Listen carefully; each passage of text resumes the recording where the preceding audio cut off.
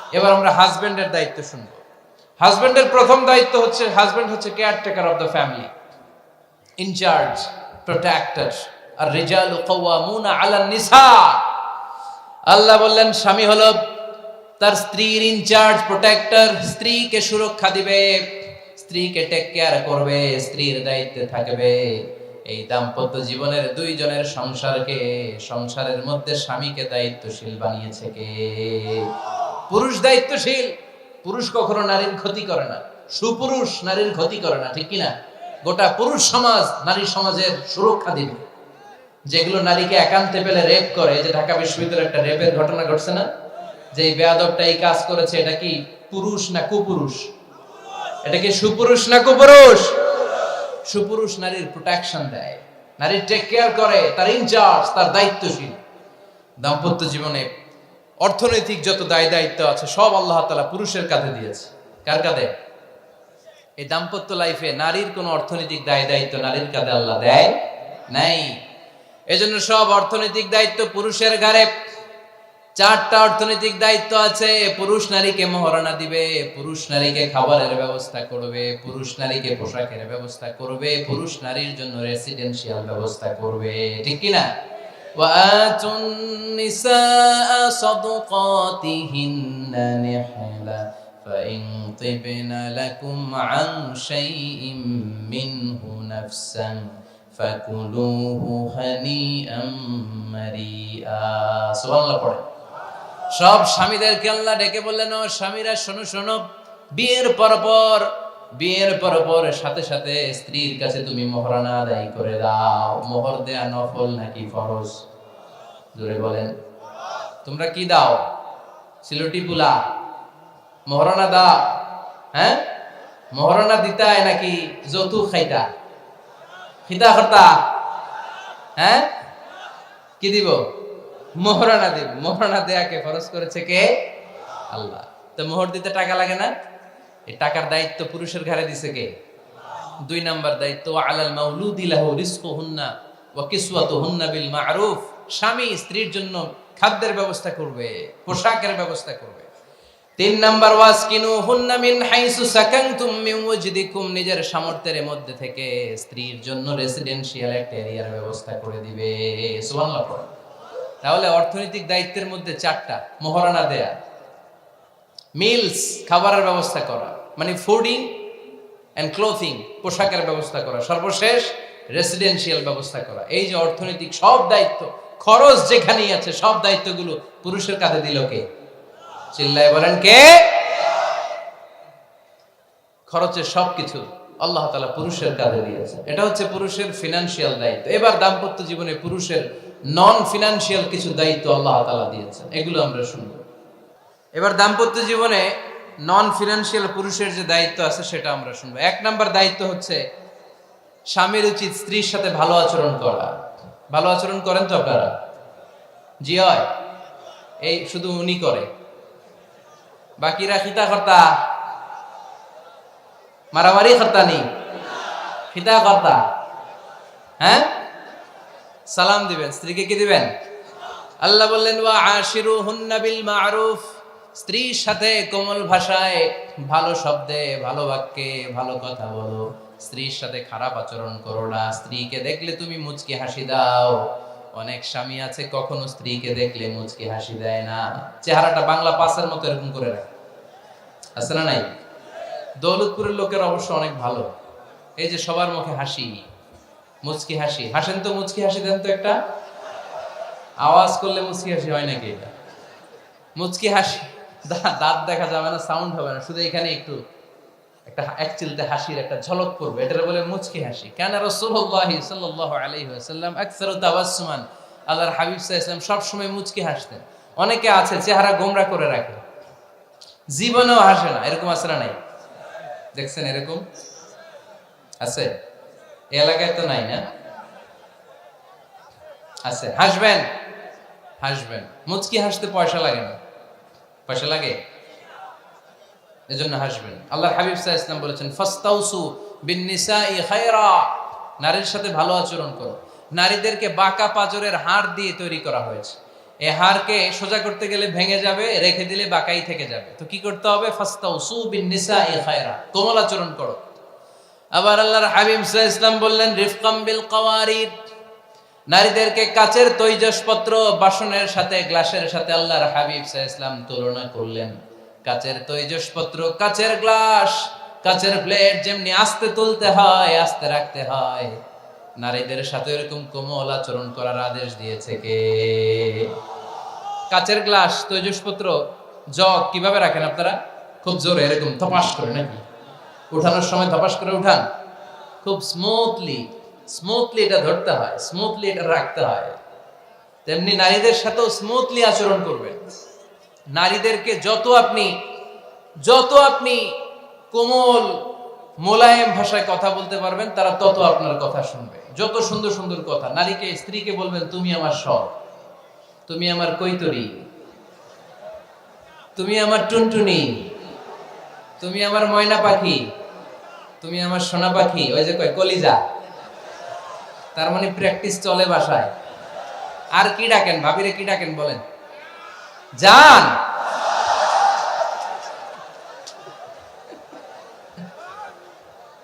জান ডাকেন। আর ভাবি কি ডাকে আপনাদেরকে? বাবু। কি ডাকে? বাবু ডাকে। আর কি ডাকে? হ্যাঁ, বেবি। পোলাপান কত দুষ্ট দেখছেন, বেবি ডাকে নাকি? স্বামী স্ত্রীর মধ্যে এই সোহাগপূর্ণ, এই ভালোবাসাপূর্ণ এই ডাকাডাকিতে কোনো গুনাহ নাই, আছে সওয়াব। এগুলো দাম্পত্য জীবনকে সুখময় করে, ঠিক কি না? তাহলে স্ত্রীদের সাথে কোমল আচরণ করতে হবে, 1 নাম্বার দায়িত্ব। 2 নাম্বার দায়িত্ব, স্ত্রীর সেক্সুয়াল ডিজায়ারকে ফুলফিল করতে হবে। সেনসিটিভ, যেগুলো ব্যাখ্যা করে বোঝানো কঠিন। আপনারা বুঝবেন যারা ম্যাচিউরড, মোর দেন 18 ইয়ার্স, যারা 18 প্লাস যাদের বয়স, সেক্সুয়াল ডিজায়ার ফুলফিল করা হাদিসে এসেছে, এটা স্বামীর দায়িত্ব। ফিজিক্যাল ইন্টিমেসির সময় নিজের ডিজায়ার ফুলফিল হলেই কুইট না করা, সময় দেয়া, এটা আবশ্যক। এই বিষয়েও প্রত্যেক স্বামীর খেয়াল রাখা দরকার। সংক্ষেপে শেষ করে দিলাম। 3 নাম্বার, স্ত্রীর ব্যক্তিগত বৈধ কাজে স্বাধীনতা দিতে হবে স্বামীর। অনেক স্বামী এই ছোট্ট বিষয় নিয়ে মারামারি লাগায় ফেলে ঘরে। স্ত্রীর ব্যক্তিগত বৈধ যে চয়েস, এটাতে আপনি স্বাধীনতা দিবেন। স্ত্রীর মনে চায় রান্না বান্না শিখতে, আপনি বললেন তুমি কম্পিউটার শিখো, কিলাকিলি আছে না নাই? স্ত্রীর মনে চায় কাঁথা সেলাই শিখতে, নকশি কাঁথা, আপনি বললেন না তুমি ল্যাঙ্গুয়েজ শিখো, ঝামেলা আছে না নাই? না, আপনি একটা ইন্ডিভিজুয়াল, আপনার স্ত্রী আর একটা ইন্ডিভিজুয়াল, প্রত্যেকের আলাদা ব্যক্তিগত রুচি, চাহিদা, মতামতের গুরুত্ব আছে না নাই? এজন্য প্রত্যেক স্বামীর উচিত স্ত্রীর বৈধ ব্যক্তিগত যে কাজ, অবৈধগুলা না। আবার স্ত্রী বলল যে জি বাংলা দেখবো, তুমি একটা টিভি নিয়ে আসো, আনা যাবে? কথা বলেন। স্ত্রী বলল চলো পহেলা বৈশাখে আমরা নাচানাচি করব তুমি আর আমি মিলে, এটা মানা যাবে না। স্ত্রীর ব্যক্তিগত বৈধ কাজের স্বাধীনতা দেয়া। আম্মা জান আয়েশা রাদিয়াল্লাহু তাআলা আনহা বলেন, ওয়া কানা লি সাওয়াহিবু ইয়ালআবনা মাই, বুখারীর বর্ণনা। আমি যখন আল্লাহর হাবিব সাল্লাল্লাহু আলাইহি ওয়াসাল্লামের বাড়িতে বউ হয়ে আসলাম, আমার কিছু খেলার সাথী ছিল। আমি কাপড় দিয়ে পুতুল বানাতাম আর ঘোড়া বানাতাম, এগুলো দিয়ে খেলতাম। আমার সাথীরা আসলে রাসূল সাল্লাল্লাহু আলাইহি ওয়াসাল্লাম ঘরের পর্দা নামিয়ে দিয়ে আমার জন্য ঘরটা ছেড়ে দিত। সুবহানাল্লাহ করতে পারলেন না? আল্লাহর হাবিব সাল্লাল্লাহু আলাইহি ওয়াসাল্লাম কখনো বলতেন না আয়েশা তোমার বান্ধবীরা যেন ঘরে না আসে, কখনো বলতেন না আয়েশা আমি নবী মানুষ, তুমি নবীর বউ, তুমি কেন পুতুল দিয়ে খেলো, তুমি যেন কাপড় দিয়ে পুতুল বানাও, কেন ঘোড়া বানাও, এগুলো বন্ধ করো। কোনদিন বিশ্বনবী আম্মা জান আয়েশা রাদিয়াল্লাহু তাআলা আনহার পুতুল খেলায় বাদ সাধেন নাই, সাথীদের সাথে খেলাধুলায় কখনো বাধা দেন নাই। সুবহানাল্লাহ পড়েন। ছোট্ট মেয়েদের জন্য কাপড়ের পুতুল দিয়ে খেলাধুলা করা এটা জায়েজ, কারণ ছোট্ট মেয়েরা দেখবেন পুতুল বানায়, এটারে দুধ খাওয়ায়, এটার জন্য রান্না করে, এটার গোসল করায়। এটাকে ছোট্ট মেয়েদের জন্য পুতুল খেলা জায়েজ রাখা হয়েছে এজন্য, কারণ তারাই কিছুদিন হবে এই প্রজন্মের মা। তাদের সন্তানদেরকে কেমন করে লালন পালন করবে তার একটা প্র্যাকটিস খেলার ছলেই ছোটবেলায় হয়ে যায়। সুবহানাল্লাহ পড়েন। এজন্য 3 নাম্বার দায়িত্ব স্ত্রীর ব্যক্তিগত হালাল হালাল যে কাজগুলো আছে তার ব্যক্তিগত এই ভালো কাজগুলোতে আপনার স্বাধীনতা দিতে হবে, বাধা দেয়া যাবে না। 4 নাম্বার দায়িত্ব, স্ত্রীর প্রশংসা করবেন। কি করবেন? প্রশংসা। আমরা খালি দোষ খুঁজি, তোমার রান্না ভালো না, তোমার চেহারা ভালো না, তোমার বাপ ভালো না, তোর মা ভালো না, তোর 14 গোষ্ঠী খারাপ, আছে না নাই? তো এই বেটি আপনারা ভালোবাসবে? এই বেটি তো আজীবন আপনার বদনাম করবে, ঠিক কিনা? কোনোদিন তারে আপনি প্রশংসা করলেন না, প্রশংসা করবেন। স্ত্রীর চেহারার প্রশংসা করেন, যে তুমি সুন্দর, তুমি সুন্দরী, এরকম বলেন, খুশি হবে না? হ্যাঁ, তুমি সুন্দর তাই চেয়ে থাকি, সে কি মোর অপরাধ? কোনো অপরাধ নাই, ইচ্ছা মতো গাইতে থাকেন স্ত্রীর শানে গান, সব আসরে নাই। তবে শুধু স্ত্রীকে শোনানো যাবে, ভাবিরে শোনানো যাবে, শালীরে শোনানো যাবে, পাশের বাড়ির কাউরে শোনানো যাবে? দেখেন ইসলাম কত চেক এন্ড ব্যালেন্স। স্ত্রীকে আপনি গান শোনান, কোনো গুনাহ নাই, আছে শুধু সওয়াব। তাহলে 4 নম্বর পয়েন্ট হচ্ছে এপ্রিসিয়েশন। সারাদিন এই মহিলাটা ফজরের পর থেকে উঠে ঘর গুছায়, মশারিগুলো খোলে, বিছানা পরিষ্কার করে, বাচ্চাদেরকে ক্লিন করে, স্কুলের টিফিন রেডি করে দেয়, বাচ্চাদেরকে স্কুলে যেতে দেয়, আপনার জন্য খাবার রেডি করে, কাপড় ধোয়, ঘরের সবাইকে দেখভাল করে। একদিনও আপনি তার এপ্রিসিয়েশন করলেন? এরকম ডাকাইত স্বামী আছে না নাই? দৌলতপুরে নাই, এখানে সব ভালো। এপ্রিসিয়েট করবেন। আমরা ভুলে যাই, একটা থ্যাঙ্কস দিতে ভুলে যাই, একটা জাযাকিল্লাহ, আল্লাহ তোমাকে জাযা দেখ, এটাও বলি না। বউ তুমি অনেক কষ্ট করেছো, তুমি অনেক দিক সামলাও, আমি আর কয়টা সামলাই, তুমিই তো দেখো, একদিনও বলে না, আছে না নাই? তার রান্নার প্রশংসা করবেন, তার কাজের প্রশংসা করবেন, তার চেহারার প্রশংসা করবেন।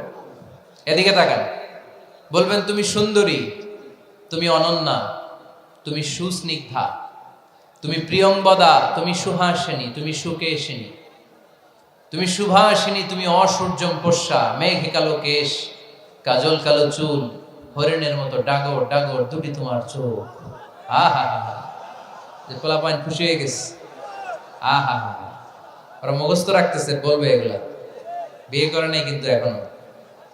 তো জায়গা মতো বলবা, গার্লফ্রেন্ডে বললো না আবার। কাকে বলবা? স্ত্রীকে। কাকে? স্ত্রীকে। পারা যাবে না? একটু এপ্রিসিয়েশন দেওয়া যাবে না ওনাদেরকে? একটু প্রশংসা করবেন। প্রশংসা পেলে নারীরা বড্ড খুশি হয়। যদি আপনি বলেন যে তোমার রান্নাটা আজকে অসাধারণ হয়েছে, দেখবেন আরেক বাটি আইনা দিতেছে, খাইতে পারতেছে না, এরপর পাতে তুলে দেয়, আরেকটু খাও, আরে খাও না, আছে না নাই? ওই যে প্রশংসা করছেন, খুশি হয়ে গেছে তো।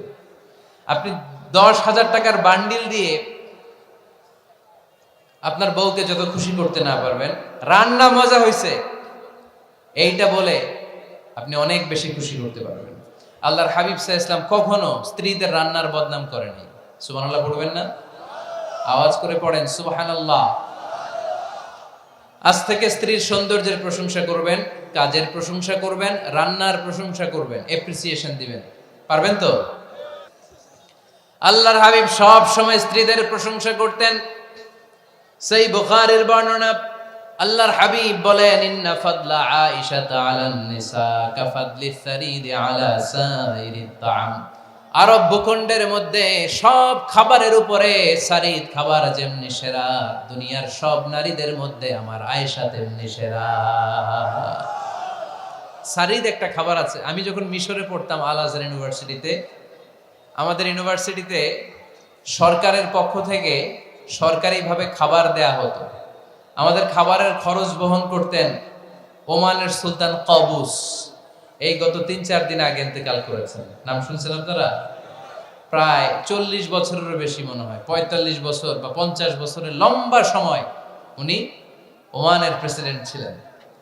উনি আমাদের খাবারের খরচটা বহন করতেন।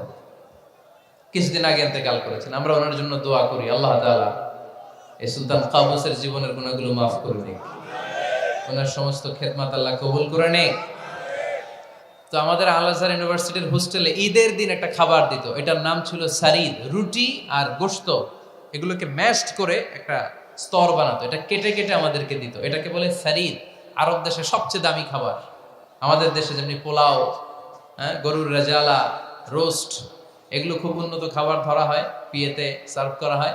আরব দেশে ওইটাকে বলে সারিদ, শ্রেষ্ঠ খাবার। আল্লাহর হাবিব বললেন সব খাবারের মধ্যে যেমনি সারিদ সেরা, নারীকুলের মধ্যে তেমনি আমার আয়েশা সেরা। দেখেন কেমনে এপ্রিসিয়েট করতেন। আম্মা জান আয়েশাকে তিনি সব সময় আদর করে হামায়রা বলে ডাকতেন। হামায়রা মানে লাল সুন্দরী বউ। কি সুন্দরী? আম্মা জান আয়েশা রেগে গেলে গাল দুটো আনার ফলের মতো লাল হয়ে যেত, এজন্য ডাকতেন ও আমার লাল সুন্দরী বউ। সুবহানাল্লাহ কইতে পারলেন না? আবার আম্মা জান খাদিজাতুল কুবরা তাহেরা রাদিয়াল্লাহু তাআলা আনহার ব্যাপারে বলতেন ইন্নী ক্বাদ রুজিকতু হুব্বাহা। সহিহ মুসলিমের বর্ণনায় তিনি বলতেন খাদিজার ভালোবাসা আল্লাহ তাআলা আমার হৃদয়ে রিজিক হিসেবে দিয়েছে। আওয়াজ করে পড়েন আল্লাহু আকবার। তো এজন্য এপ্রিসিয়েট করবেন। 5 নাম্বার হচ্ছে আপনার ভালোবাসা স্ত্রীকে প্রকাশ করুন। এক ছাদের নিচে আজীবন বসবাস, 20 বছর হয়ে গেছে এদের সংসার, একদিনও মুখ ফুটে বলতে পারে নাই তোমারে ভালোবাসি। পারছেন? হ্যাঁ, কে কে পারছেন দেখি হাত তোলে। হাত অর্ধেক তোলে আবার নামায়, ভেজাল আছে, ঠিক কিনা? ভালোবাসি বলছিলেন? কারে বলছিলেন? ভাবিকে না গার্লফ্রেন্ডকে? হ্যাঁ, স্ত্রীকে বলবেন। নিজের স্ত্রীকে বলবেন আই লাভ ইউ। কি বলবেন? কথা বুঝে না বোধহয়। কি বলবেন?